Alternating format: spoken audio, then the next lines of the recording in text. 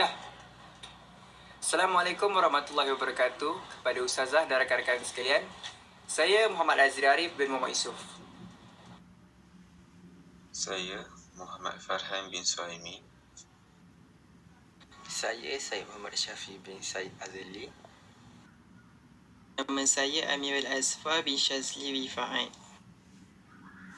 Saya Muhammad Zul Hisham. Saya Muhammad Zikri bin Khalid. Saya Muhammad Afifi bin Muhammad Faiz. Kami daripada kumpulan 1 akan membentangkan khasiat-khasiat kurma dari sudut Al-Quran dan sains untuk sama-sama kita menambah pengetahuan dan kefahaman kita berkenaan buah kurma. Baik, sebelum kita mengetahui khasiat-khasiat kurma dengan berlanjut, kami akan menerangkan dahulu latar belakang kurma atau orang putih panggil history of kurma. Kurma ni adalah tumbuhan palma yang manis dan boleh dimakan. Jadi kita tahu yang kurma ni ramai orang makan pada bulan Ramadan. Sebab apa? Sebab kurma adalah salah satu daripada buah kegemaran Rasulullah SAW. Nama saintifik bagi kurma adalah Phoenix dactylifera. Phoenix ni dia berasal daripada perkataan Phoenicia. Jadi dalam bahasa Greek, Phoenicia ni dia bermaksud buah kurma. Jadi, apakah maksud dactylifera? Dactyl bermaksud jejari, fera bermaksud bentuk buah kurma. Jadi kalau kita gabungkan menjadi jejari bentuk buah kurma. Dalam bahasa Arab, ia dikenali sebagai an-nakhl yang bermaksud pokok kurma ataupun tamar. Jadi kat mana kita nak cari pokok kurma ni? Pokok kurma ni dia banyak dekat tempat yang panas dan kering, iaitu kebanyakannya di kawasan Timur Tengah. Contoh seperti Mesir. Itulah dia sedikit sebanyak latar belakang pokok kurma. Macam mana? Faham? Ke laju sangat? Kalau tak berapa faham, nanti boleh tanya Amirul je. Baik, seterusnya berkenaan kurma dari sudut Al-Quran. Farhan? Baik, pada bahagian ini saya akan menerangkan kurma sebagai penawar yang diceritakan di dalam surah Maryam ayat yang ke-22 hingga ayat yang ke-26. Firman Allah dalam ayat 22 hingga ayat 23. Maka Maryam hamillah mengandungnya, lalu ia memacikan diri dengan kandungannya ke tempat yang lebih jauh. Ketika ia hendak bersalin, maka sakit beranak itu memaksanya pergi bersandar ke pangkal sebatang pohon tamar. Ia berkata, alangkah baiknya kalau aku mati sebelum ini, dan menjadilah aku sesuatu yang dilupakan dan tidak dikenang-kenang. Penerangan berkaitan ayat ini ialah, Maryam merupakan seorang wanita yang alim dan taat pada perintah Allah. Pada suatu hari, Allah telah memberinya satu dugaan yang berat buat dirinya. Maryam yang tidak pernah meniduri dengan mana-mana lelaki, tetapi dengan izin Allah, Maryam hamil secara tiba-tiba. Kesakitan yang dialami oleh Maryam telah memaksa dirinya untuk bersandar pada pangkal pohon tamar. Ditambah pula dengan rasa yang sangat lapar dan dahaga, yang tiada makanan atau minuman di sekelilingnya. Hatinya terguris akibat kata-kata dan tuduhan daripada orang ramai terhadap dirinya. Dia khawatir sekiranya dia tidak mampu untuk bersabar dan berkata, alangkah baiknya kalau dia mati sebelum dia hamil, kerana dia tidak mahu diingatkan dan dia mahu dilupakan oleh orang lain. Seterusnya, Allah berfirman dalam ayat 24 hingga ayat yang ke-25. Lalu ia diseru dari sebelah bawahnya, janganlah engkau berduka cita, wahai Maryam. Sesungguhnya Tuhanmu telah menjadikan di bawahmu sebatang anak sungai, dan gegarlah ke arahmu batang pohon tamar itu, supaya gugur kepadamu buah tamar yang masak. Penerangan bagi ayat ini ialah, lalu Malaikat Jibril alaihissalam memanggilnya dari lembah yang lebih rendah daripada tempat Maryam berada, dan menyeru Maryam supaya tidak bersedih hati.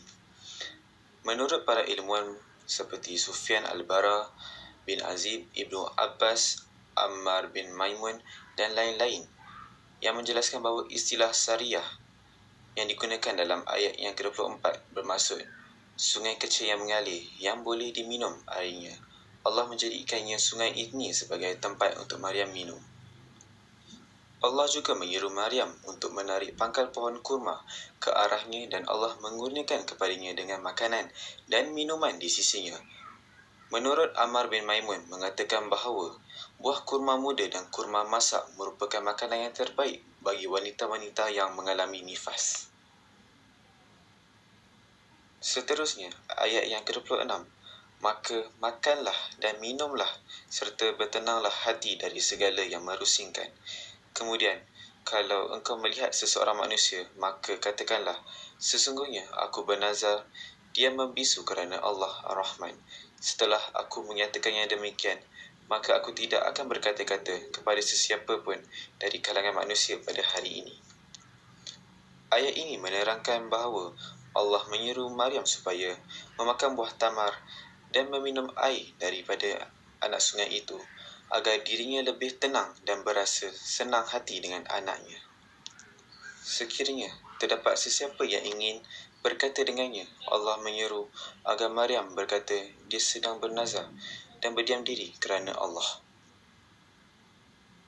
Kesimpulannya, terbuktilah bahawa buah kurma merupakan antara penawar yang terbaik untuk merawat hati yang tidak tenang dan tidak tenteram, serta makanan yang terbaik buat wanita yang mengalami nifas.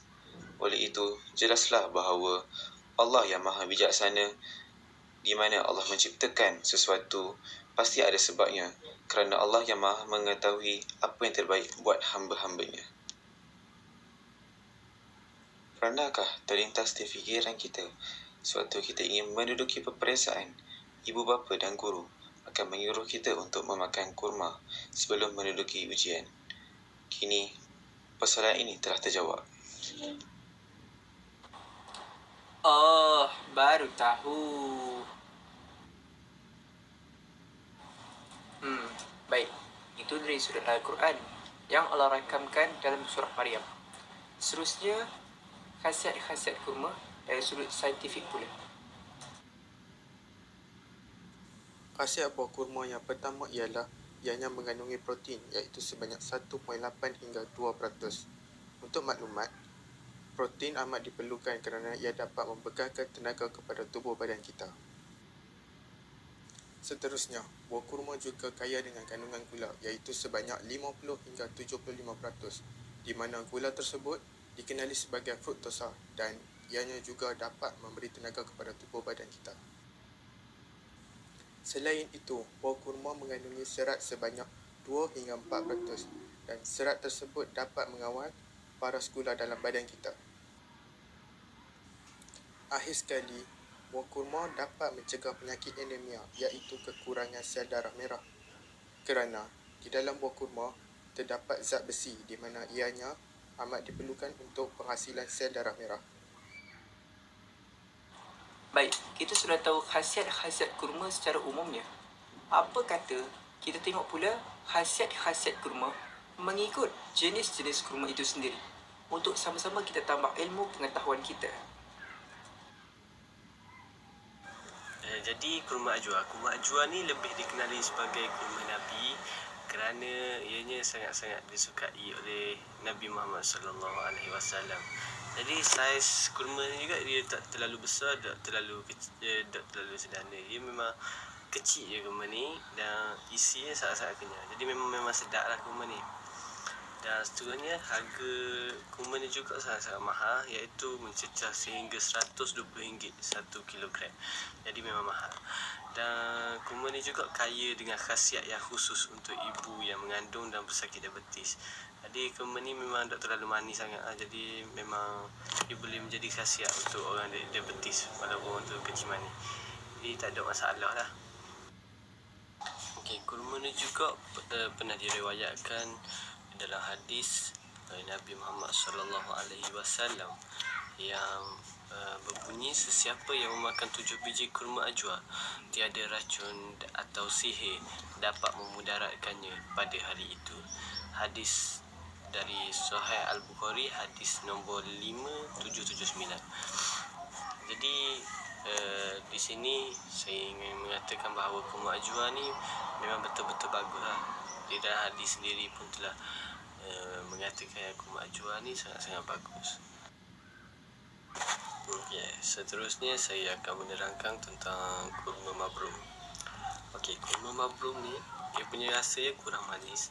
Jadi dia memang sesuai lah untuk orang yang kecil, dia penyakit diabetes semua. Lepas tu saiz dia saiz kurma mabrum ni besar dan panjang. Dia kira besar dah, lepas tu panjang.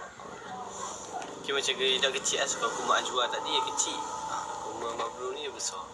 Lepas tu kurma mabrum ni juga isi dia memang lembut.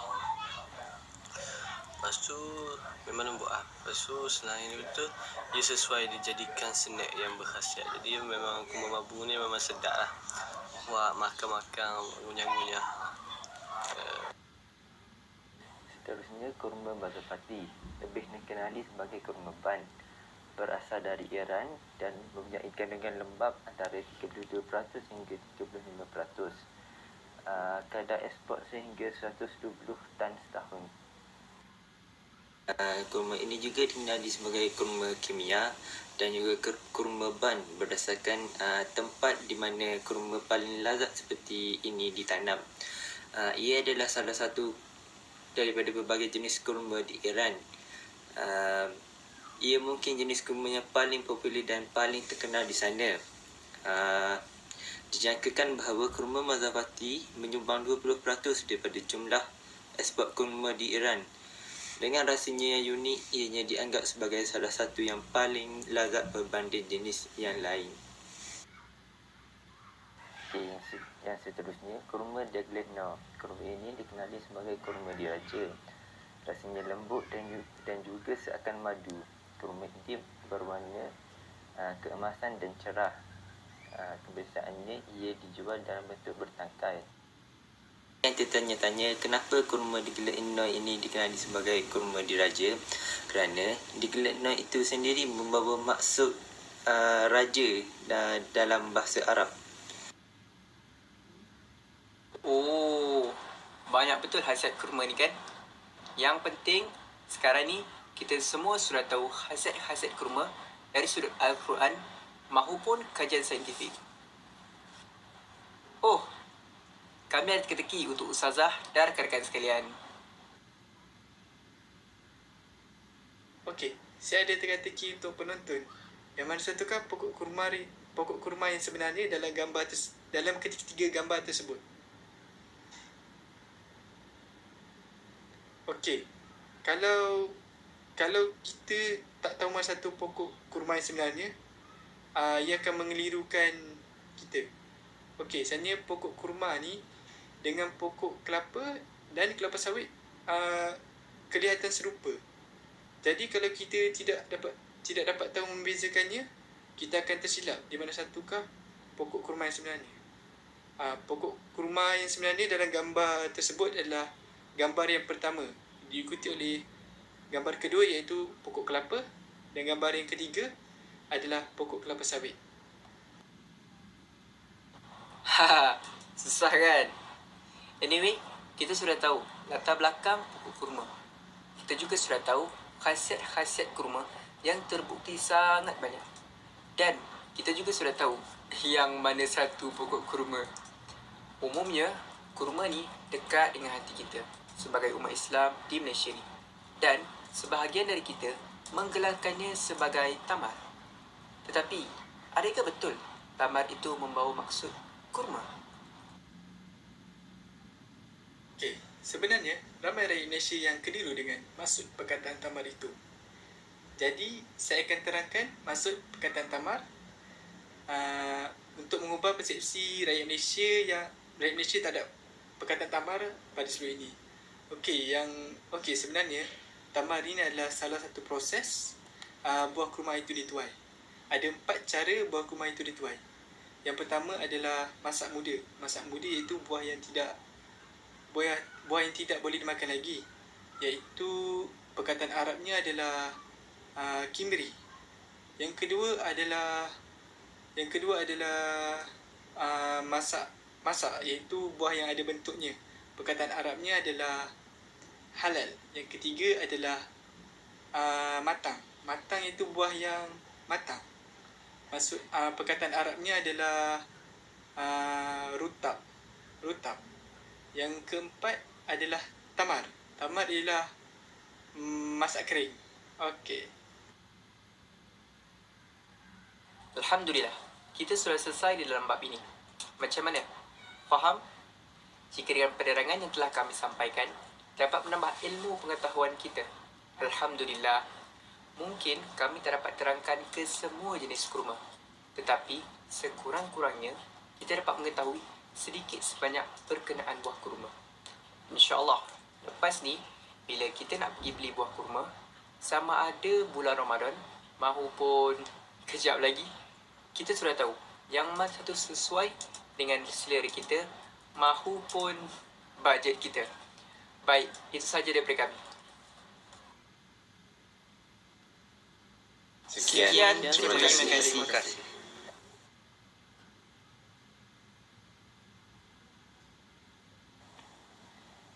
Nak ke mana tu? Sebelum kami akhiri pembentangan, marilah sama-sama kita saksikan video berikut. Assalamualaikum, what's up guys? Okay, sekarang ni aku ada dekat Maidin. Dan sebenarnya aku datang ke Maidin ni untuk tengok dia orang punya selection of kurma, okay, dan juga kuih raya. Aku dapat tahu bahawa dia orang punya kurma ni ada lebih kurang dalam 50 jenis. Memang banyak gila babe. Daripada yang aku pernah nampak sampailah yang aku tak pernah nampak pun ada. Okay, daripada kurma yang bertangkai, ada kurma yang lembut, ada kurma yang kering, ada kurma yang keras.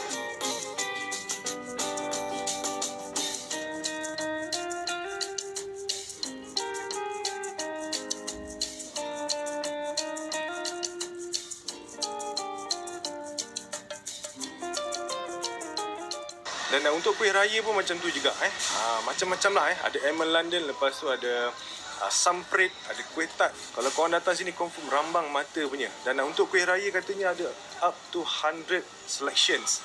Memang banyak gila kan. Dan sebenarnya Maidin memang ada cukup, okay, bahan-bahan seperti yang aku cakap tadi tu, kurma dan juga kuih raya untuk korang beli dan sebagai persiapan untuk menjelang lebaran. Walaupun sekarang ni kita masih lagi, okay, sedang melawan penularan wabak COVID-19, tapi persiapan untuk hari raya tu mestilah ada, betul tak? Dan siapa-siapa yang nak tengok selection of kurma dan juga kuih raya, korang boleh datang ke Maidin dan tengok video ni sampai habis sebab aku ada ceritakan sikit ada beberapa kurma dan juga kuih raya yang aku bawa balik untuk aku cuba. Okey, inilah dia antara kurma yang aku dapat bawa balik untuk tunjukkan dekat korang. Ada 1, 2, 3, 4, 5. Kat belakang ni ada satu. Dan kelima-lima ni adalah boleh dikatakan top seller dekat Maidin. Okay, the first one, inilah brand Al-Mahira.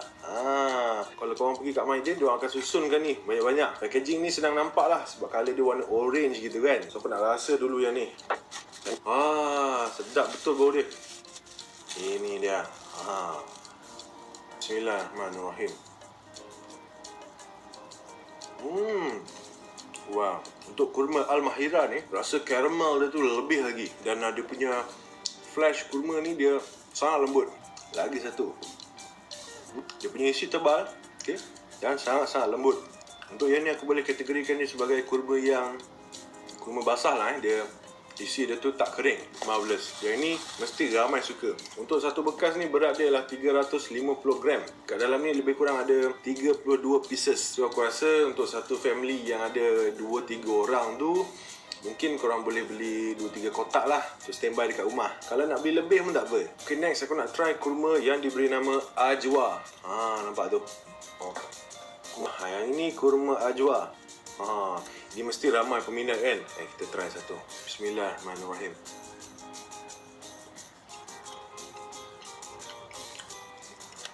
Aku biasalah makan kurma Ajwa ni. Sedap weh kurma ni. Patutlah ramai suka kan yang ni. Yang ni isi dia tak terlalu lembut sangat. Dia ada keras-keras sikit. Seriously memang puas hati. Yang ini Maidin memang import direct daripada Saudi Arabia. Okay, next aku nak try ni kurma Mabroum. Mabroum ni pun famous juga. Itu dah. Cantik kan colour dia. Kalau macam Ajwa tadi, dia punya warna dia seakan-akan macam hitam lah kan. Yang ini warna dia macam coklat-coklat terang gitu. Okay. Dan untuk yang mabrum ni dia sedikit panjang lah nampak. Bismillahirrahmanirrahim.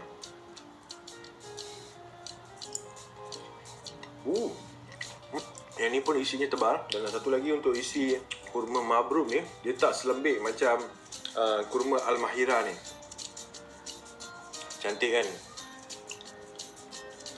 Wah, seriously, makan kurma ni boleh kenyang weh. Okay, dah 3 jenis dah kita try. Next one, aku nak try ni. Dia punya jenama rim. Bukan rim kereta tapi rim kurma. Yang ni pun famous jugalah Deglet No ni.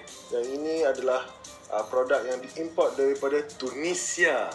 Kurma bertangkai. Sekejap tunjuk. Ini dia. Nampak? Dia bagi sekali siap tangkai gitu. Dan kita petik satu. Bismillahirrahmanirrahim. Wow. Aku sebenarnya jarang makan kurma yang bertangkai ni. Yang ni rasa dia lain sikit daripada kurma-kurma yang aku dah makan awal-awal tadi. Dan untuk Deglet No ni, dia punya rasa tu tak terlalu manis kan. Layan weh. Kita try satu ni. Petik dia satu. Untuk Deglet No ni, dia punya warna dia tu lebih cerah. Dia tak gelap macam Ajwa ataupun Al-Mahira tadi. Okay, last one. Yang ini dalam packaging yang besar sikit. Berat juga ni. Lebih kurang 1 kilo. Okay. Yang ini diimport daripada Egypt. Okay, main rasa. Dan sebenarnya kurma-kurma yang dalam packaging yang besar macam ni kan, korang bolehlah nak bagi hadiah kepada kawan-kawan ke, kepada ahli keluarga korang ke. Dan dekat Maidin pun ada banyak lagi. Okay. Kurma-kurma yang dalam packaging yang besar-besar macam ni untuk korang bersedekah. Kita buka dulu. Bagus diorang siap seal macam ni untuk make sure tak ada anasir-anasir luar masuk dekat dalam packaging kurma ni. Macam buka kotak hadiah dah. Oh, gitu. Yang siap ada lapik gitu Ni dia. Cantik dia orang susun. Okay, untuk sizing dia ni macam kurma Ajwa ataupun Al-Mahira. Tapi untuk colour tu lebih kurang macam warna kurma mabrum. Bismillahirrahmanirrahim.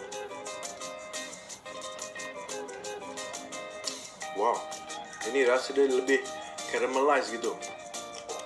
Aku ni kalau diberi pilihan nak kurma yang mana satu, aku jadi pening tau.